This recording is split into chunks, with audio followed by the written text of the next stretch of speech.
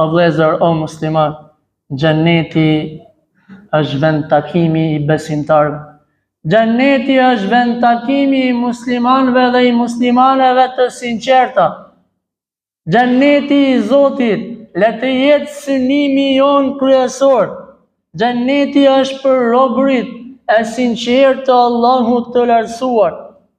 Mirësia e xhenetit fillon qysh në çastet e vdekjes tonë, ku na vijnë me lajke nga xheneti për të na e marrë shpirtin në formën më të mirë.